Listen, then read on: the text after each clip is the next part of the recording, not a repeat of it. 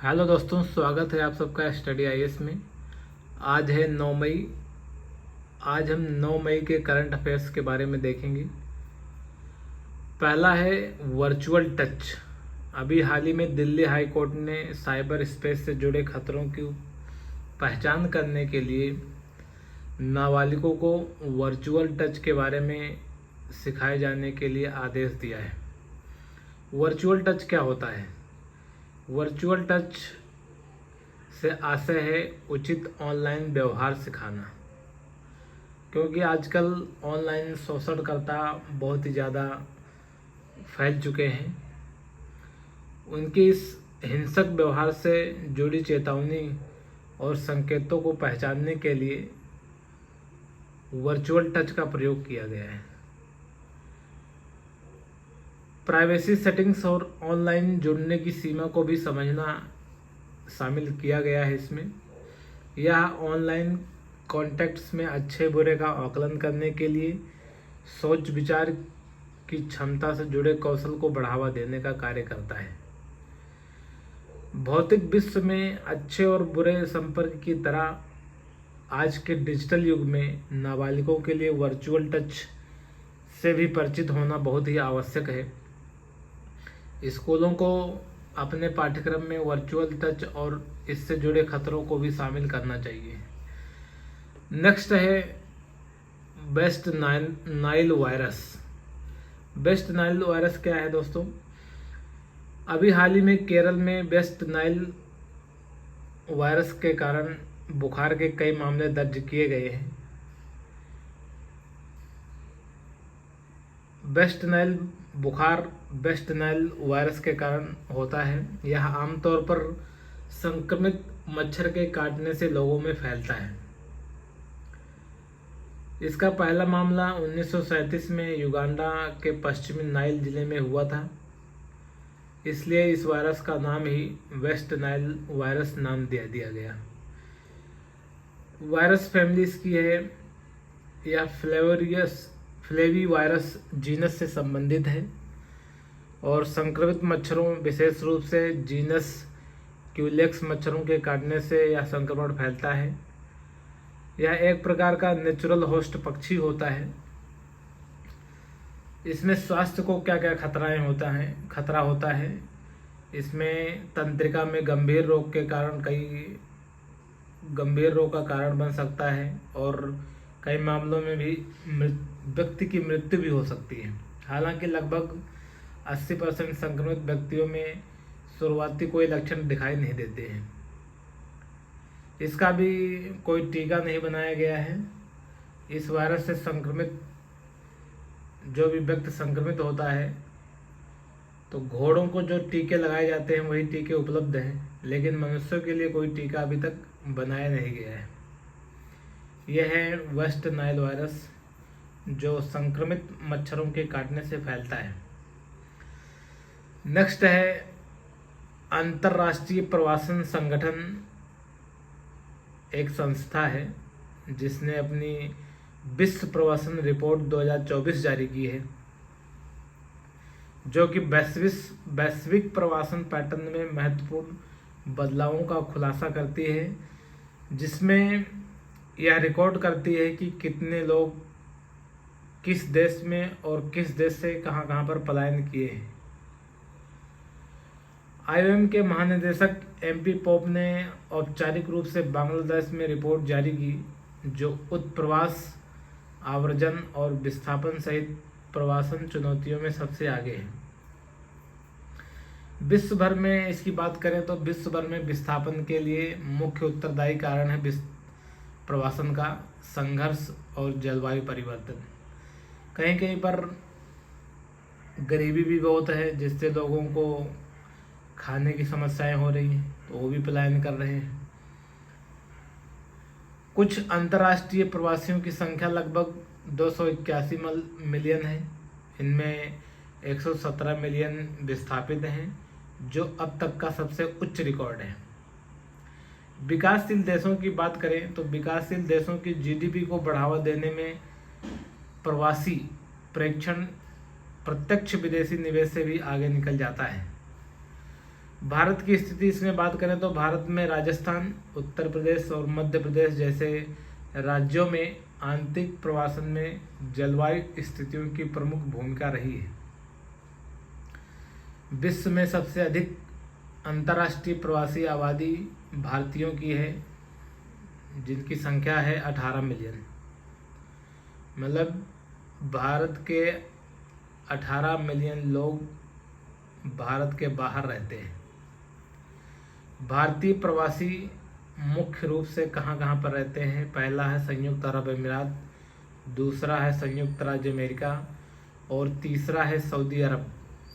यहाँ पर भारतीयों की संख्या सबसे ज़्यादा अधिक है और इसमें कनाडा नहीं दिया गया है क्योंकि पंजाब के अधिकतर लोग कनाडा में भी सेटलमेंट हो गए हैं। 2022 में भारत को विश्व में सर्वाधिक 111 अरब अमेरिकी डॉलर से अधिक का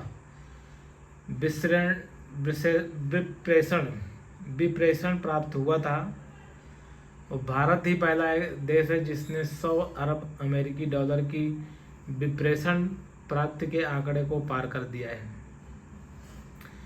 प्रवासियों के द्वारा सामना की जाने वाली समस्याएं क्या क्या होती हैं?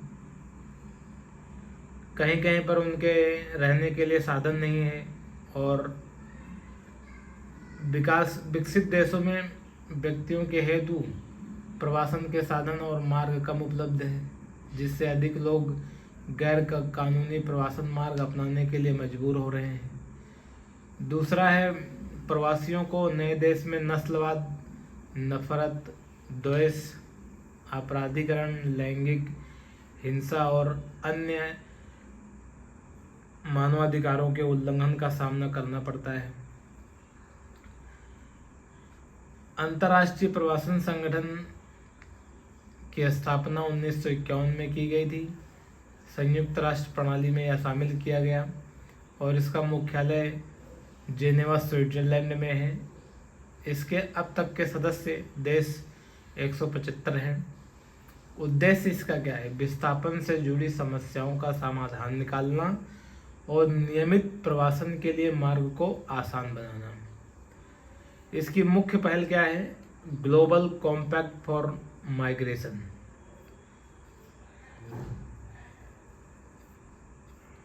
अगला है गगन स्ट्राइक 2। भारतीय सेना और वायुसेना दोनों ने मिलकर पंजाब में यह संयुक्त अभ्यास किया है। भारतीय सेना की पश्चिमी कमान के तत्वाधान में गगन स्ट्राइक 2 का अभ्यास किया गया। इसमें थल सेना और वायुसेना ने दोनों हिस्सा लिया। इसका मुख्य उद्देश्य क्या था? मुख्य उद्देश्य लड़ाई के दौरान जमीन पर सेना व आसमान में वायुसेना के बीच तालमेल को बनाए रखना। इस संयुक्त अभ्यास में उच्च मशीनीकृत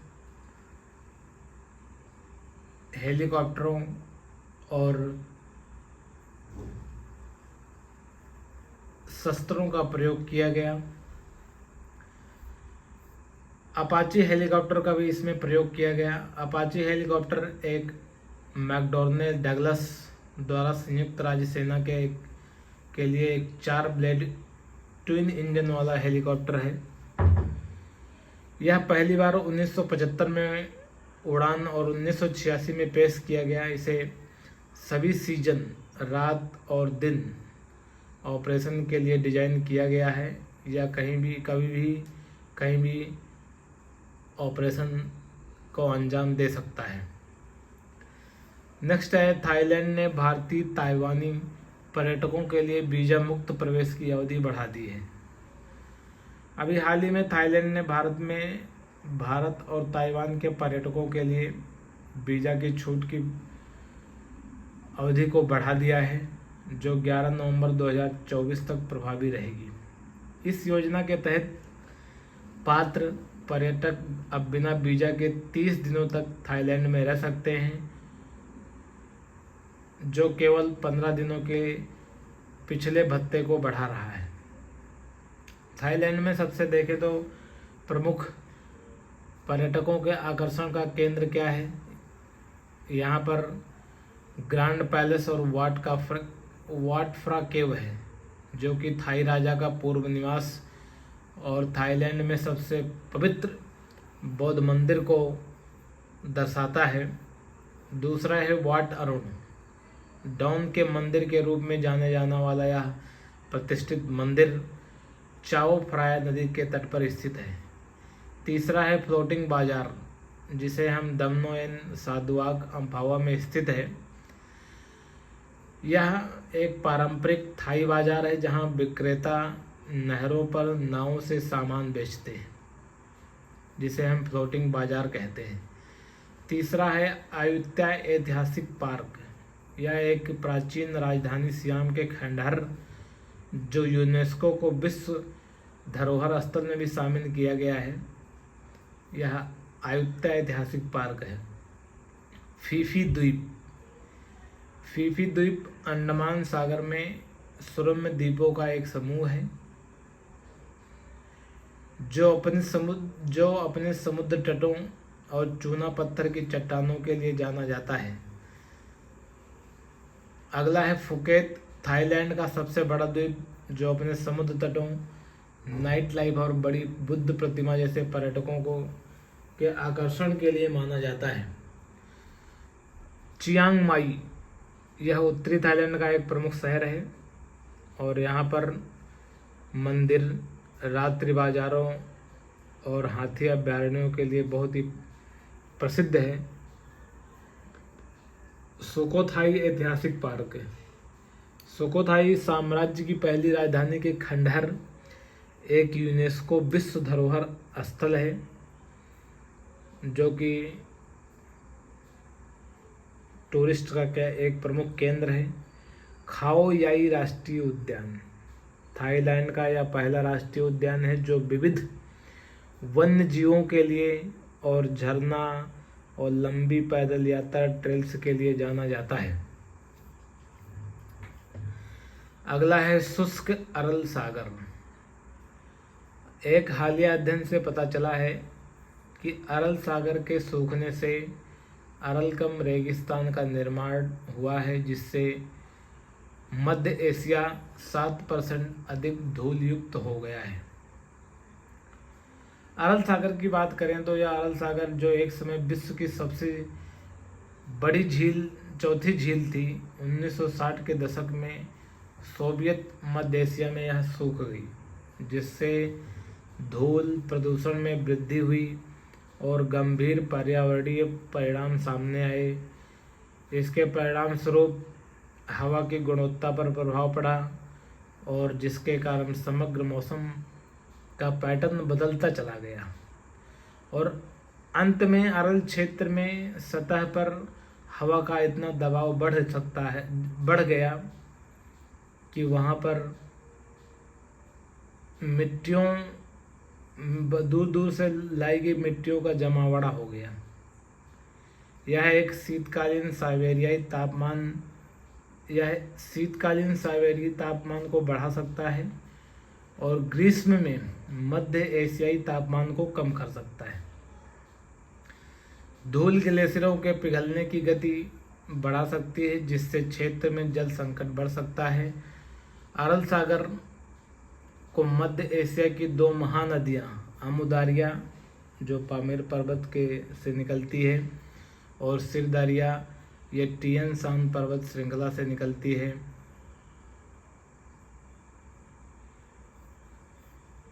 और ईरान में उर्मिया झील और ईरान अफगानिस्तान सीमा पर हामौन झील भी सिकुड़ गई है और धूल के मजबूत स्थानीय स्रोत बन गई है। अगला है दोस्तों थैलेसीमिया दिवस। प्रत्येक 8 मई को विश्व थैलेसीमिया दिवस मनाया जाता है। 2024 का इसका थीम है जीवन को सशक्त बनाना और प्रगति को गले लगाना, सभी के लिए न्याय संगत और सुलभ थैलेसीमिया उपचार करना। विश्व थैलेसीमिया दिवस का इतिहास के बारे में बात करें तो इसकी विश्व थैलेसीमिया दिवस की स्थापना 1994 में पहली बार थैलेसीमिया इंटरनेशनल फेडरेशन के संस्थापक पैनोस एंगलेजोस द्वारा की गई थी। 1994 से हर साल थैलेसीमिया इंटरनेशनल फेडरेशन ने अंतर्राष्ट्रीय थैलेसीमिया दिवस के लिए कई विविध गतिविधियों का आयोजन किया। थैलेसीमिया क्या होता है? यह एक प्रकार का आनुवंशिक रक्त विकारों का समूह है जो शरीर की हीमोग्लोबिन को उत्पादन करने की क्षमता को कम कर देता है, जिससे लाल रक्त कोशिकाओं में एक महत्वपूर्ण प्रोटीन है जिससे ऑक्सीजन ले जाता है। थैलेसीमिया से पीड़ित लोगों को एक या दोनों माता पिता से जीन विरासत में मिलते हैं जो इस कम उत्पादन का कारण बनते हैं। स्थिति की गंभीरता विशिष्ट प्रकार और विरासत में मिले जीन की संख्या पर निर्भर करती है। थैलेसीमिया मुख्य रूप से 2 प्रकार का होता है। अल्फा थैलेसीमिया की बात करें तो यह एक प्रकार का अल्फा ग्लोबिन का उत्पाद है जिसकी कमी के कारण यह होता है और हीमोग्लोबिन बनाने वाली प्रोटीन श्रृंखलाओं में से एक है। दूसरा है बीटा थैलेसीमिया। यह बीटा ग्लोबिन जीन के समयुग्मजीव उत्परिवर्तन के कारण होता है जिसके परिणाम स्वरूप बीटा श्रृंखलाओं को पूर्ण अनुपस्थिति होती है। अगला है सीमा सड़क संगठन। सीमा सड़क संगठन ने अपना अभी हाल ही में 65वां स्थापना दिवस मनाया है। यह रक्षा मंत्रालय के अधीन कार्य करता है जिसे BRO का फुल फॉर्म होता है बॉर्डर रोड ऑर्गेनाइजेशन। इसकी स्थापना 1960 में की गई थी। इसका गठन भारत के सीमावर्ती क्षेत्रों में सड़कों के निर्माण और रखरखाव के लिए किया गया था। इसकी पहली परियोजना पूर्वी क्षेत्र में प्रोजेक्ट टस्कर थी जिसका नया नाम अभी वर्तक रख दिया गया है। इसका कार्य क्या क्या है?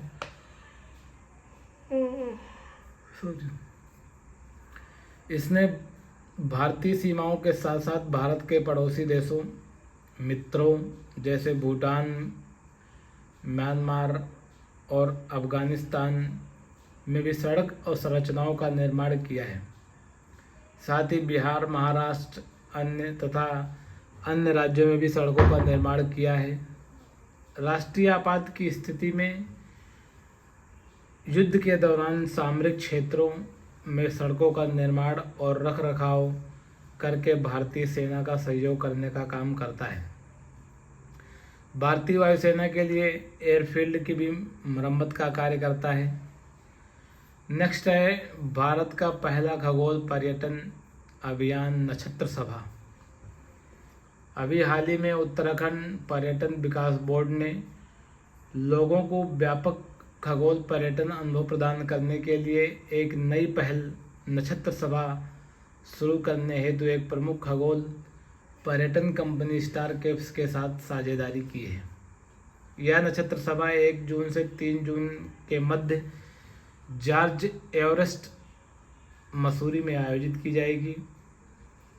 इस आयोजन में उत्तराखंड के विभिन्न स्थानों एवं एस्ट्रो टूरिज्म कार्यक्रमों की एक श्रृंखला भी आयोजित की जाएगी। इसका उद्देश्य है खगोल विज्ञान के प्रति उत्साही लोगों को और यात्रियों को ब्रह्मांड के चमत्कारों को देखने के लिए एक साथ लाना है। नक्षत्र सभा तारों को देखने, विशेष और सौर अवलोकन, एस्ट्रोफोटोग्राफी प्रतियोगिता जैसी गतिविधियों को बढ़ावा देना इसका मुख्य कार्य है। इसमें विशेषज्ञों के साथ साथ सेमिनार और वेबिनार के अलावा उत्तरकाशी, पिथौरागढ़, नैनीताल, चमोली जिलों में डार्क स्काई संभावित स्थलों को कवर किया जाएगा। इस अभियान का लक्ष्य स्थानीय युवाओं को प्रशिक्षण देना है और उनके कौशल विकास के अवसर प्रदान करना है एवं रोजगार को नया सृजन देना है। अगला है भारत और भूटान की 5वीं सीमा शुल्क समूह बैठक। अभी हाल ही में 6-7 मई के मध्य लेह लद्दाख में आयोजित की गई। इस बैठक की अध्यक्षता भारत सरकार के केंद्रीय अप्रत्यक्ष कर और सीमा शुल्क बोर्ड के विशेष सचिव और सदस्य श्री सुरजीत भुजबल और भूटान के वित्त मंत्रालय के राजस्व और सीमा विभाग शुल्क विभाग के महानिदेशक श्री सोनम जमासे ने की है। इस बैठक में भूमि सीमा शुल्क स्टेशन खोलना और नए व्यापारिक मार्गों को अधिसूचित करना तथा बुनियादी ढांचे को विकास पारगम प्रक्रियाओं का स्वचालन और डिजिटलीकरण करना, तस्करी की रोकथाम करना, समन्वित सीमा प्रबंधन, सीमा शुल्क डेटा के आगमन पूर्व आदान प्रदान आदि कई द्विपक्षीय मुद्दों पर भी चर्चा हुई है। वर्तमान में भूटान के साथ भारत का व्यापार लगभग 1615 मिलियन डॉलर से भी अधिक है, जो कि भूटान के कुल व्यापार का 80% है। आज के लिए बस इतना ही दोस्तों। Thank you. चैनल को आप लोग सब्सक्राइब कर लीजिए जो भी अभी तक नहीं किए हैं, इससे हमें बहुत सपोर्ट मिलेगा और मैं नित्य नए वीडियोज़ लेके आता रहूँगा। धन्यवाद।